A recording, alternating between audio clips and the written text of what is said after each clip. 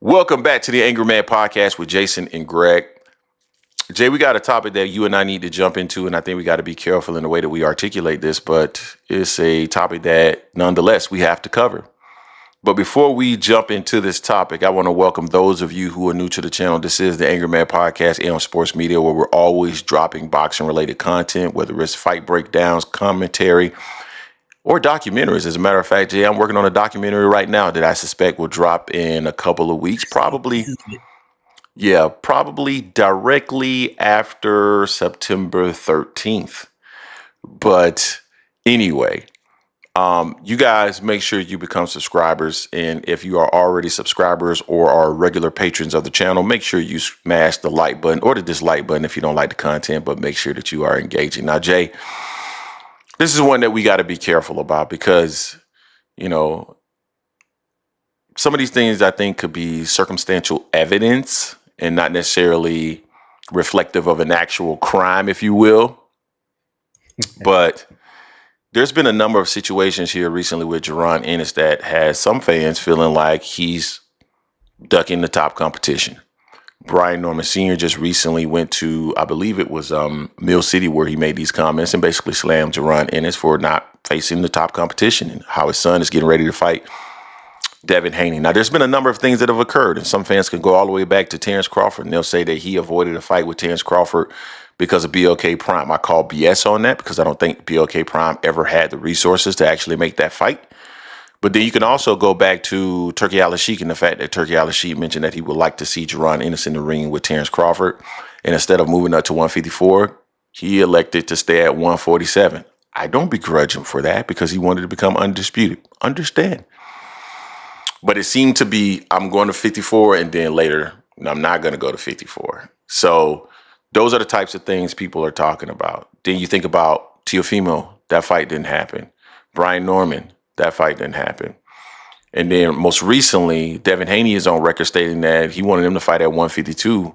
And Devin said no because he's never even fought at 147. So you have all these things currently going on, but then he moves up to 54 officially.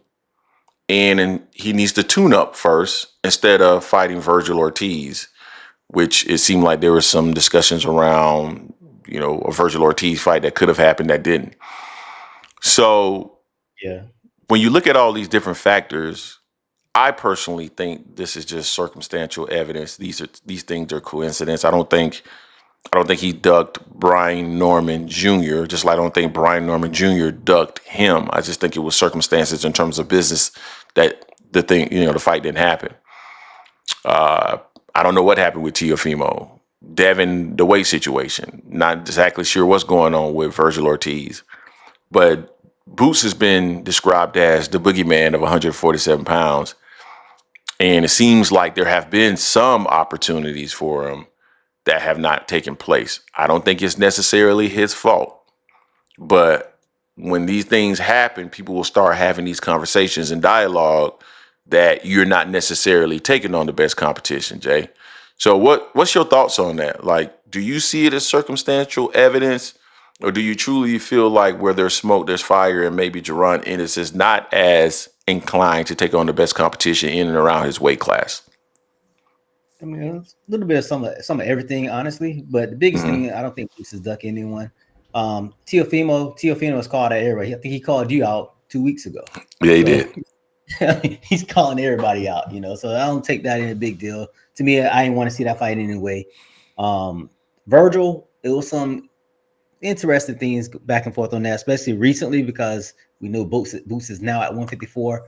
Virgil had hand surgery, right after his last fight. So he couldn't do anything anyway until November, from what I've read and heard about from his camp side. So, but supposedly it may have been talking about fighting in November, and they're saying that Boots wanted 2 tune-up fights, which I don't understand why you need 2 tune-up fights, or even actually 1 tune-up fight, really, for fighting a guy that's just got to 154 himself as well.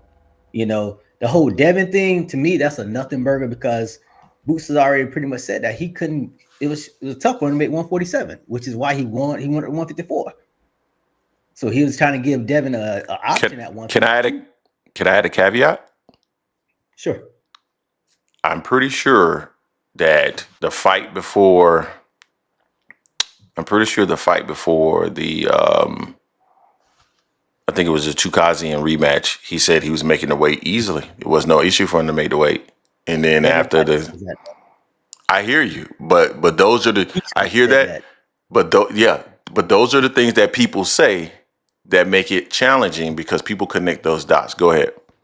No, I get you with that. Yeah, I mean, yeah, he didn't do himself any favors by saying that in the past and coming back saying, well, I never had nutritionists. I was doing it myself and da da da da da. Then they had some type of doctor tell them like, hey, you're only getting 30% because you're trying to fight yourself at 147. I don't know how they got those numbers, anything like that. How those Right. stats came about that Right. you're using 30% of your body or whatever, but they did. So I'm not mad about the Devin situation because Devin fought Regis at 165. So what's the Fair. problem at 152, bro? So I Fair. mean, you talking about catch weights, like catch weights is a problem. Devin, you've been fighting that catch weights the last 2 or 3 fights, pretty much. What you've been looking at, Ryan was 140, but you let him go up a little bit, and nah, man, I'm not a problem with that. Now, the who else they said he was trying to avoid or something like that, besides T.O., Devin, and Virgil. Those three, it can't continue though. It cannot continue from here on. You're at 154. You Brian need to Norman fight as well. somebody. And Brian Norman. I don't think that was a. I don't think either one was ducking either one, each other on that. But you're at 154 now. Hop in there with a splash, man. Don't sit there telling me you need a warm up or tune up at 154 when it's one weight class up. These are your peers. Someone like Virgil just has only been there like what, a year, and had what, 2 fights maybe, and is coming off an injury. I mean, honestly, that might be a good time to try to go at Virgil coming off an injury. Because he might be unsure of his own hands and that matter. So that might be a good chance. And y'all were talking about fighting for the longest at 147. It didn't happen at 147 for whatever reason back then. But you're at 154 right now. Take it. Hell, Sergey Borchuk is right there. Go at him. And he's fought everybody already.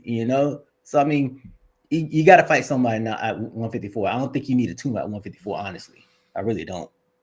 Yeah, I mean, we'll see what ends up happening. I think it's always smart to have a tune-up when you're moving up to a new weight class. But I think, to your point, I think Boychuk is certainly a reasonable fight for your first fight at 154.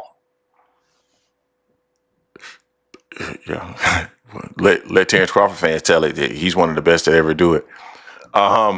You guys tell us what you think in the comment section in regards to this. Do you feel that Jaron Ennis is not taking on necessarily the best competition in and around his weight class, or is it just a situation where it's circumstantial evidence and eventually we're going to see him in with the best at 154? Let us know what you think. Don't forget to hate, like, comment, and subscribe. This is the Angry Man Podcast, AM Sports Media, and we are out.